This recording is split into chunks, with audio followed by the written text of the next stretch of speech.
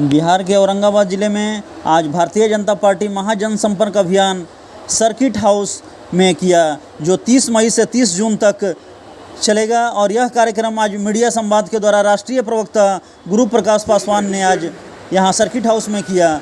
और इसमें मुकेश शर्मा जिलाध्यक्ष ने इस कार्यक्रम को आयोजित किया था। जैसा कि आपको बता दें कि जनता के विकास के मुद्दों पर चर्चा होगी और मोदी सरकार के 9 साल पूरा होने पर हर लोकसभा क्षेत्र में विशेष संपर्क अभियान चलाया जाएगा। और पूरे 1 महीने तक यह भाजपा शासित राज्यों में मुख्यमंत्री के साथ पीएम मोदी ने बैठक की थी और उन्हें जनता के साथ संपर्क करने के निर्देश दिए थे। सरकार की नीतियों और उपलब्धियों को जनता तक पहुंचाने का रोड मैप भी तैयार किया गया था और उस रोड मैप को जनता तक पहुंचाने की बात भी उन्होंने बताई थी।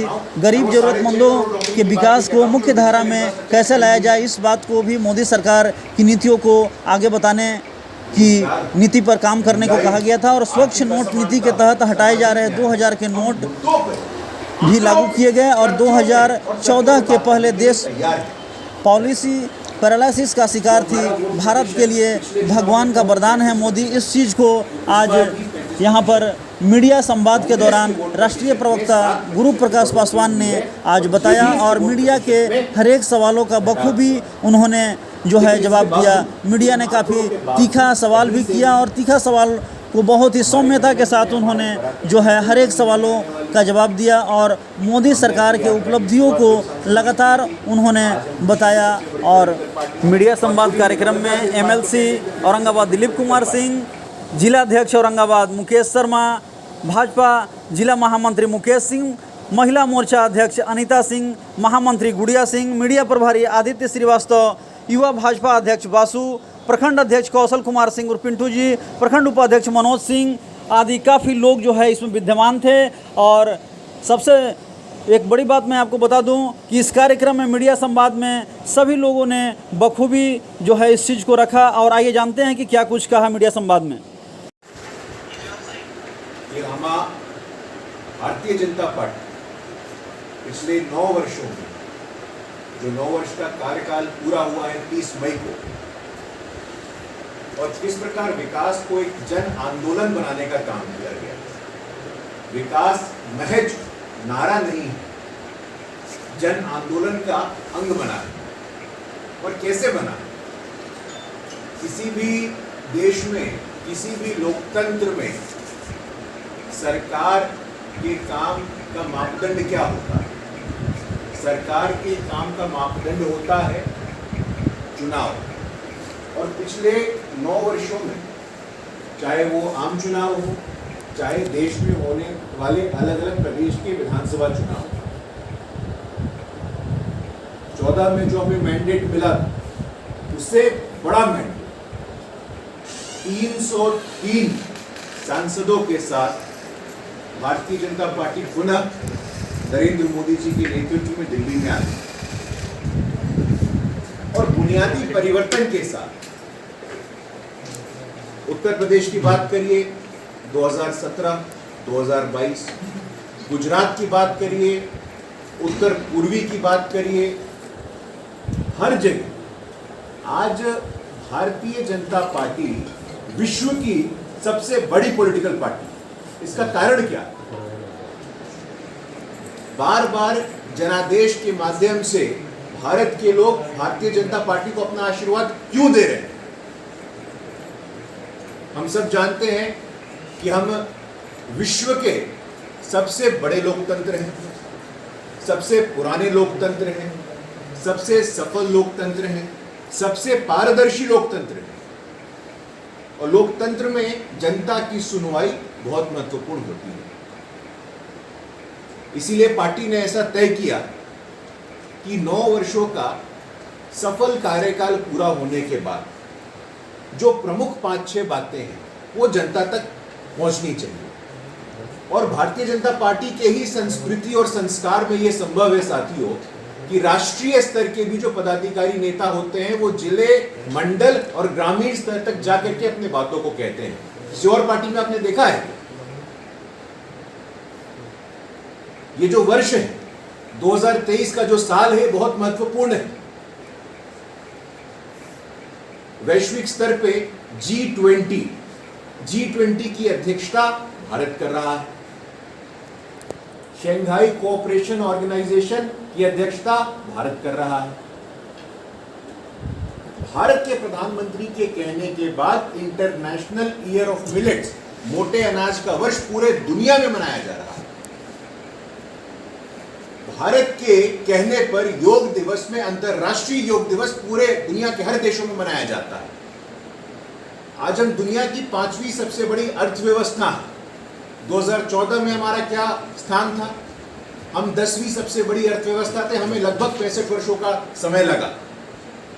तो एक तरफ 65 साल जहां हम 10th लार्जेस्ट इकोनॉमी बनते हैं, और एक तरफ 9 साल जहां सीधे हम 5th लार्जेस्ट, 5वीं सबसे बड़ी अर्थव्यवस्था बनते हैं। तो एक तुलनात्मक अध्ययन की तो बात नहीं। हमारे अर्थव्यवस्था का साइज क्या था? $2 ट्रिलियन इकोनॉमी। आज हम 3.6 ट्रिलियन डॉलर इकोनॉमी है। लगभग दोगुना हम पहुंचने वाले हैं। तो क्या कारण क्या रहा? एम्स की बात करिए, एयरपोर्ट की बात करिए। एयरपोर्ट 2014 के पहले कितने थे? 70। आज कितने हैं? 14 के बाद 75 एक्स्ट्रा जो बने। तो काम करने की गति तब जो 65 वर्षों में आपने की थी, वो तो एक सरकार ऐसी जिन्होंने 9 वर्षों में ये काम किया है। उसी सरकार में ऐसे प्रधानमंत्री कहते थे कि दिल्ली से 1 रुपए चलता है तो गांव में कितना पहुंचता है? 15 पैसा पहुंचता है। जनधन खाते, लगभग 50 करोड़ जनधन खाते खोले गए, और कोविड जैसी महामारी में हमने देखा कि दिल्ली से जितना पैसा भेजा गया, यहां उतना ही पैसा पहुंचा। क्या कारण है? जब कल्याणकारी योजनाओं की बात होती है तो उसमें पारदर्शिता होनी चाहिए।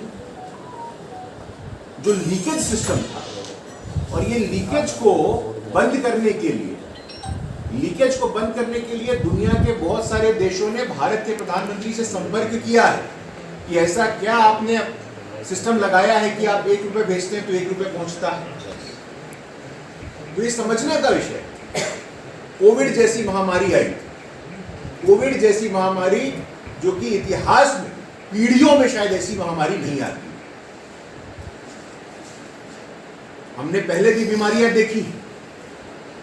पोलियो आया था, हेपेटाइटिस आया था। कितना साल लगा था उसका वैक्सीनेशन आने में? 50 साल लग गए। हेपेटाइटिस का वैक्सीन आज तक लोग लेते हैं। लेकिन कोविड में इस देश के सरकार ने, इस देश के नेतृत्व ने यह सुनिश्चित किया कि हर एक देशवासी को 2 वैक्सीन डोज लगा करके सुरक्षा का कवच दिया जाए। 220 करोड़ डोज। और वही वैक्सीन जो भारत में बना, हम में से कोई यहां बिना मास्क का बैठा हुआ है। क्या कारण है उसका? हम सबको 2 डोज वैक्सीन का लगा। पोलियो का, हेपेटाइटिस का वैक्सीन फ्री में लगता था क्या? लेकिन यह सुनिश्चित किया है। और यह संभव क्यों हुआ? साथियों, यह संभव तभी होता है जब शासन प्रशासन में ऐसे लोग बैठते हैं जिन्होंने गरीबी को अनुभव किया है, जिन्होंने पिछड़ेपन को अनुभव किया है। देश के इतिहास में पहली बार हमने देखा कि संविधान के सर्वोच्च स्थान पे एक ओडिशा के पिछड़े क्षेत्र मयूरभंज में रहने वाली संथाल समुदाय की आदिवासी की बेटी पहुंचती है। और ये सामाजिक न्याय की बात करते थे, उन्होंने अवरोध पैदा किया है। जो सामाजिक न्याय के नाम पे अपनी राजनीतिक रोटी को सेकते थे, उन्होंने क्या क्या नहीं बोला है बताइए तो आप। कांग्रेस पार्टी के नेता विपक्ष अधीर रंजन ने क्या बोला था? राष्ट्रपत्नी बोल के अपमानित किया। कांग्रेस पार्टी के अधिकृत राष्ट्रीय प्रवक्ता अजय कुमार, उदित राज, उन्होंने एक मौका नहीं छोड़ा है कि देश के इतिहास में आदिवासी समाज की बेटी जो संविधान के सर्वोच्च स्थान पर पहुंची है, उनको अपमानित करें। और अभी हमने देखा सदन का जब उद्घाटन हो रहा था, नए सदन का, तो उनके नाम पे राजनीति हो रही है। आपके माध्यम से मैं बताना चाहता हूं कि जो प्रतिनिधित्व और सशक्तिकरण के नाम पे ये राजनीति करते हैं, और हमारे यहाँ भी बहुत सारे ऐसे लोग बिहार में जो सामाजिक न्याय के नाम पे अपनी राजनीतिक रोटी सेकते हैं, लेकिन सामाजिक न्याय करने का जब असल समय आता तो आप अवरोध पैदा करते हैं। देश ने देखा है, वंचितों ने, शोषितों ने, पीड़ितों ने देखा है। साथियों में समझने की आवश्यकता। 9 वर्ष पूर्व जब 2014 में सदन में पहली बार प्रधानमंत्री जी आए, उनके पहले भाषण का पहला लाइन क्या था? पहले भाषण का पहला लाइन था कि मेरी सरकार गरीब, दलित, शोषित, पीड़ित और वंचितों की सरकार थी।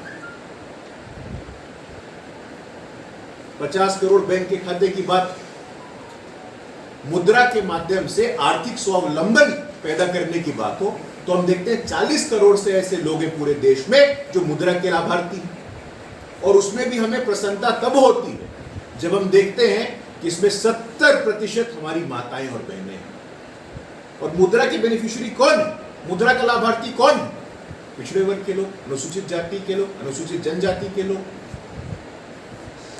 मैं तो आपसे बस एक विचार आपके समक्ष रखता हूं कि क्या कारण है, जैसा कि मैंने अपनी शुरुआत में, कि पिछले 9 वर्षों में बार बार देश की जनता भारतीय जनता पार्टी पर अपना भरोसा क्यों जता रही है?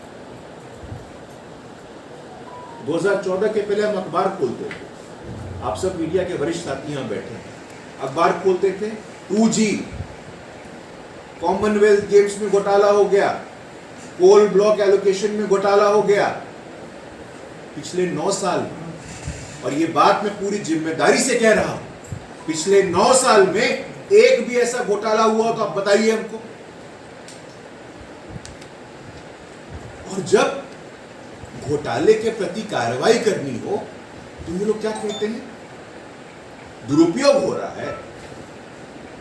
भाई सुप्रीम कोर्ट देश के सर्वोच्च अदालत ने 2013 में कहा था, जस्टिस RM लोधा थे, उन्होंने कहा था सीबीआई तो पिंजड़े में बंद तोते की तरह है, आपने सीबीआई को बंद करके रखा था, छोड़िए इसको, आप मत स्वीकार करिए।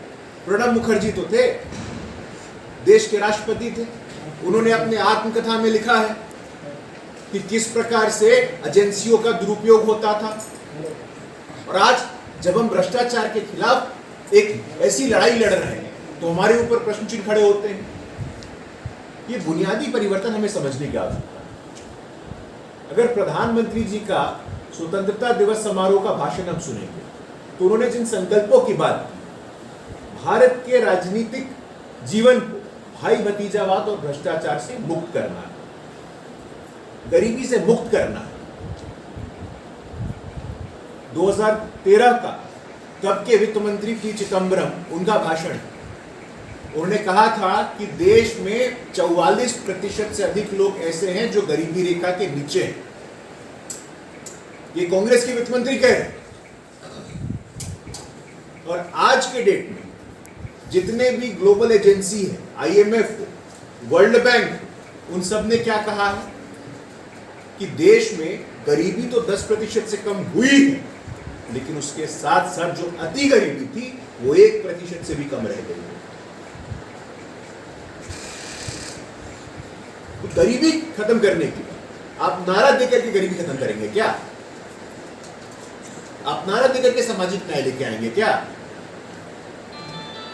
हर मंच पे, हर मोर्चे पे हमें यह समझना चाहिए कि अब मात्र नारों से बात नहीं बनने वाली है। आपको अपनी प्रतिबद्धता, जो आपका कमिटमेंट, वो आपको दिखाने की आवश्यकता है। साथियों, लाल किले के प्राचीर से देश के लोकप्रिय प्रधानमंत्री ने कहा था, ये संकल्प लिया था,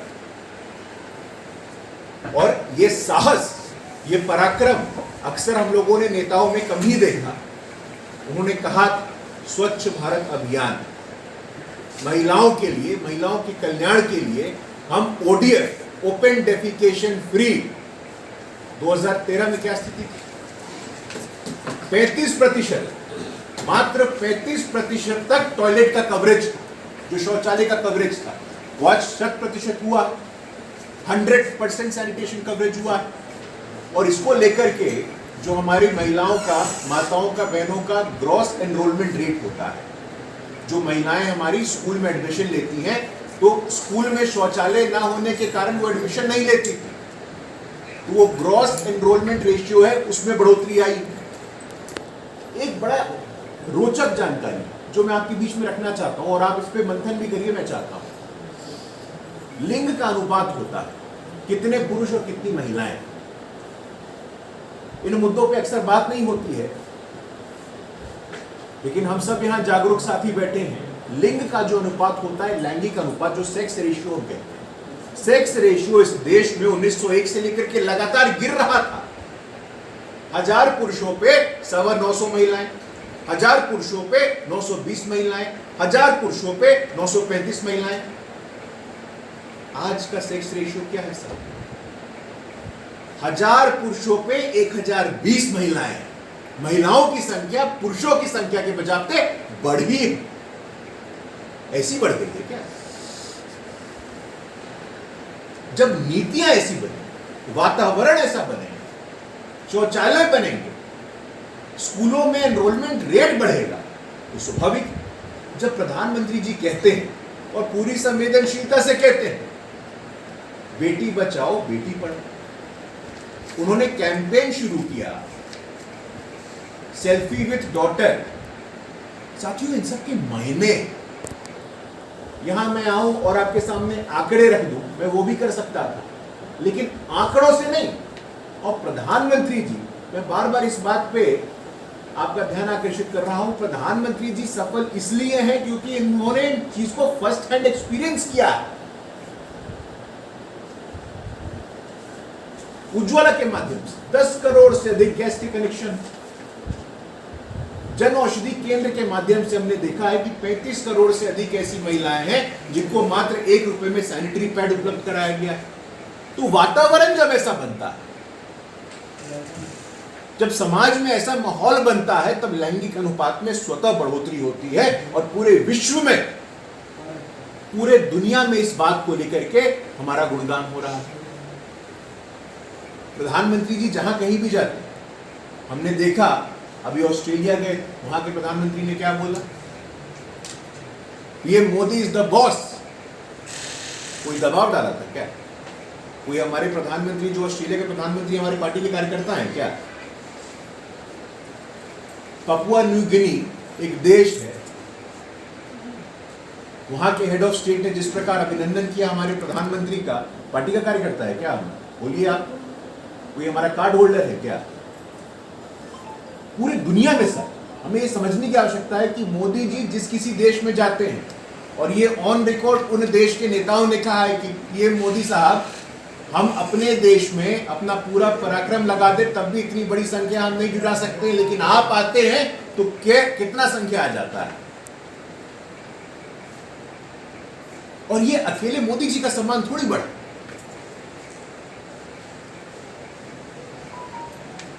कोविड के दौरान हमने देखा कि पूरे विश्व से ऑपरेशन वंदे भारत के माध्यम से 3.25 करोड़ लोग वापस भारत आए।